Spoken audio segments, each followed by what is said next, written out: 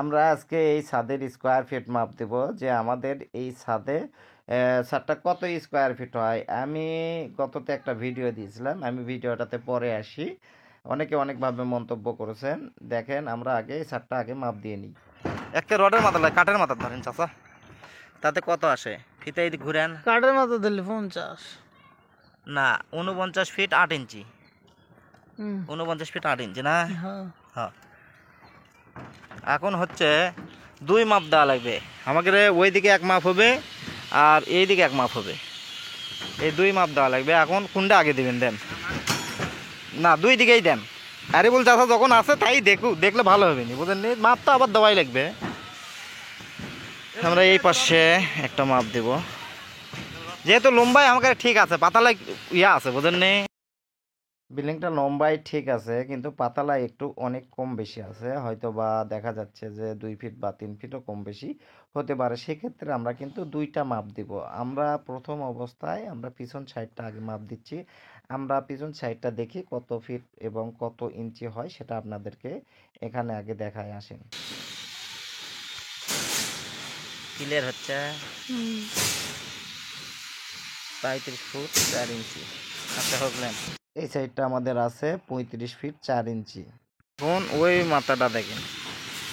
আমি এই ছাদের মাপ নিয়ে একটা ভিডিও দিয়েছিলাম এর আগে। আমি ভিডিওর প্রথমে বলেছিলাম যে একটা ছাদের মাপ দিয়েছিলাম। এখানে অনেকভাবে অনেকে মন্তব্য করেছেন।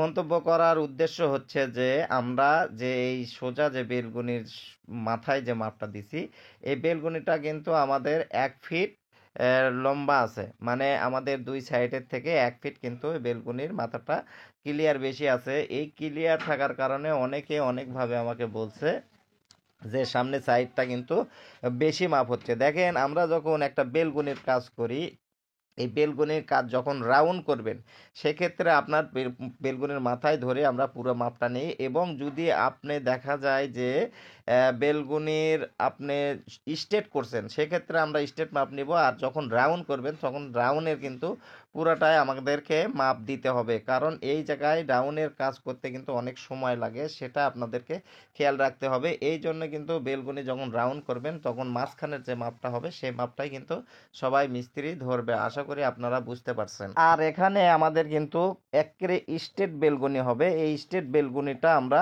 কিন্তু স্ট্রেটই মাপ দেব। আশা করি আপনারা বুঝতে পারছেন।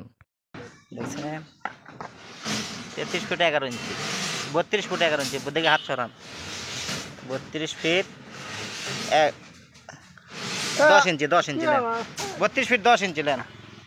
তাহলে আমাদের এই ছাদের স্কোয়ার কত আসে? আমরা এখন দুই পাশের মাপটা যোগ দেব। আমাদের এক পাশে আছে 35 ফিট 4 ইঞ্চি।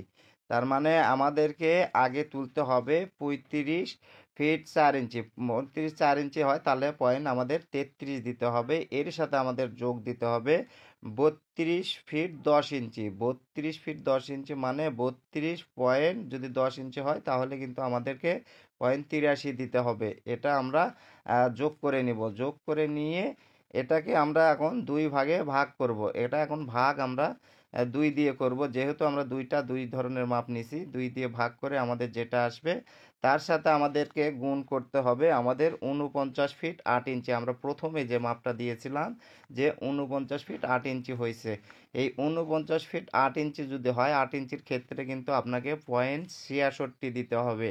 মানে আমাদের যে 8 ইঞ্চির ক্ষেত্রে, তাহলে আপনার মাপটা সঠিক হবে। এখন আমাদের এই ছাদটি কিন্তু এখন পুরোটাই মাপ ভেসে উঠেছে আমাদের কাছে। আপনারা অবশ্যই দেখতে পাচ্ছেন যে আমাদের ছাদের স্কোয়ার ফিট আসলো 1692.4128।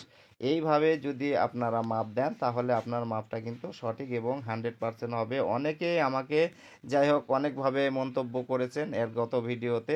দেখেন, ওখানে যখন রাউন্ড বেলগুনি যেখানে হয় সেখানে আমরা মিস্ত্রিরা সবাই মাঝখান থেকে মাপ দিয়ে নিই।